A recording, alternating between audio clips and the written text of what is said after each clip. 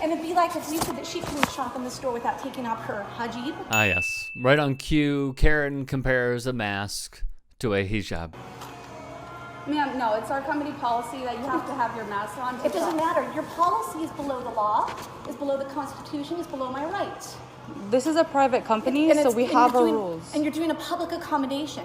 So by those terms, as a public accommodation, you have to treat me the same as you deny like somebody that was coming in with a wheelchair. This is a huge issue for employees, and she's making their jobs way harder than it has to be. We're just trying to protect you and the customers around. You just check me out. Are you through this? Okay. Lily, you can't check her out. Otherwise, I'm going to get the sheriff on the line. I'm not joking. Go ahead. She threatens to call the sheriff, which the uploader says, go ahead.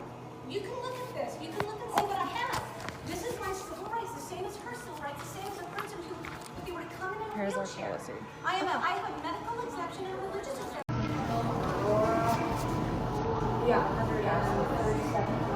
You have the right to decline anything. Oh, we're not checking her out, so she's not gonna purchase anything here. Here you see the woman on the phone in the distance, just absolutely pathetic. Okay.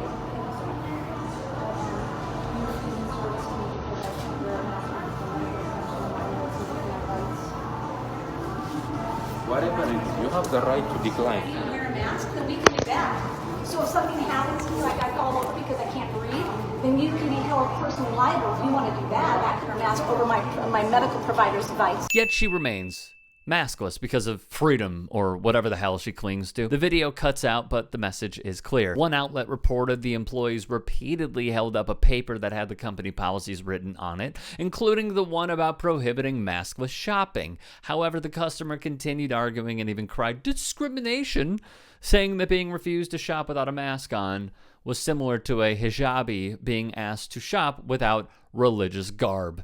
The customer continued to argue about her rights.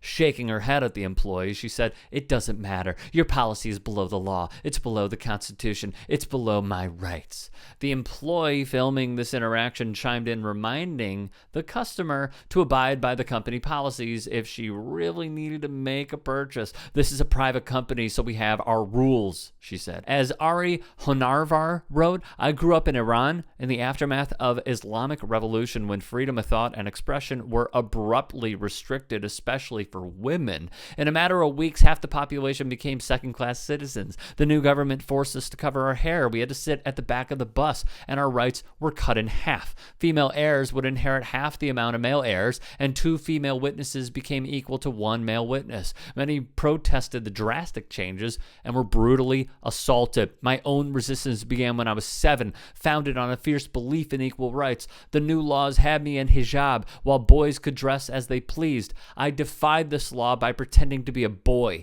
She adds of the mask mandates in the U.S., those who equate wearing masks during the current pandemic to tyrannical oppression are at best confused. Taking a slightly inconvenient protective measure that can curb the spread of a highly transmissible and deadly disease is not at all equivalent to being oppressed by a brutal regime. This conflation is dangerous. It shows up in violence, some of it fatal, against workers, in harassing and insulting healthcare workers, and in protest signs that liken wearing a mask to the torture enslaved people endured. To see people complain that wearing a mask is akin to the sort of oppression I experienced in Iran feels surreal. Perhaps the deluge of new changes prompted by the pandemic has caused certain individuals to confuse the mask requirements with dealing with tyranny or living in fear. Tyranny doesn't appear in the form of a Costco employee asking a customer to leave for not wearing a mask. It shows up in the form of a police officer kneeling on a man's neck as he begs, and helpless, traumatized witnesses watch until life drains from him.